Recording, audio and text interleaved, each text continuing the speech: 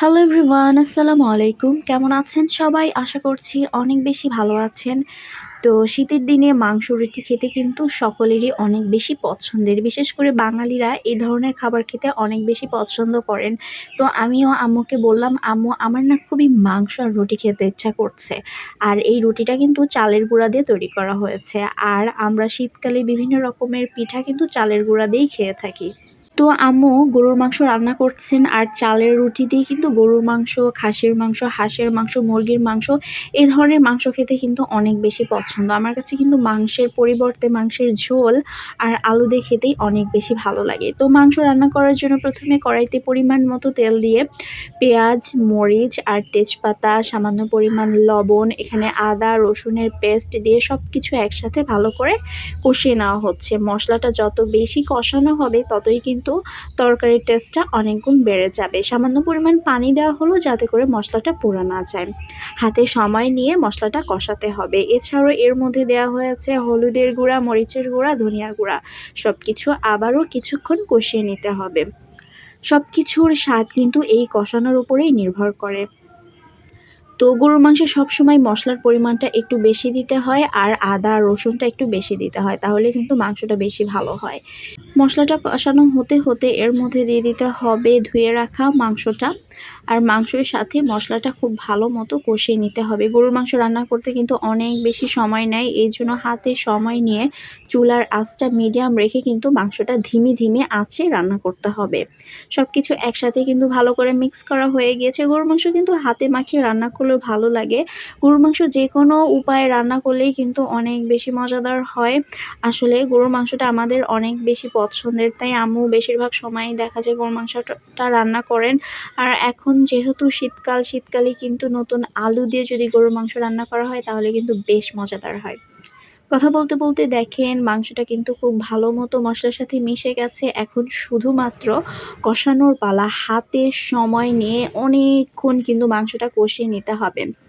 কষাতেই মাংসটা ৮০% সিদ্ধ করে নিতে হবে। যখন দেখা যাবে মাংস থেকে তেলটা ছেড়ে দিয়েছে তখনই বুঝতে হবে যে হ্যাঁ, মাংসটা খুব ভালো মতো কষানো হয়ে গিয়েছে।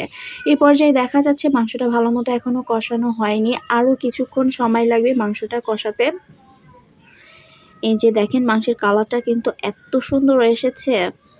আর শীতকালে দেখা যায় যে নতুন পেঁয়াজ ওঠে, নতুন পেঁয়াজটা যদি মাংসের মধ্যে ব্যবহার করা হয় তাহলে কিন্তু অনেক বেশি মজা হয়। অবশ্যই আম্মু আজকে মাংস রান্না করার জন্য পুরাতন পেঁয়াজটাই ব্যবহার করেছেন। তবে নতুন পেঁয়াজটা দিলে কিন্তু মাংসটা অনেক বেশি মজাদার হয়। মানে শীতকালে সব কিছুই যেন অনেক বেশি মজা লাগে। কথা বলতে বলতে এই যে মাংসটা কিন্তু প্রায় 50% সিদ্ধ করেছেন, মানে কষিয়ে নিয়েছেন আমার আম্মু। তো আমিও কিন্তু আম্মুকে হেল্প করছিলাম। শীতকালে বিভিন্ন ধরনের খাবার খেতে অনেক বেশি মজা লাগে। এর মধ্যে হচ্ছে একটা আ রুটি আর মাংস।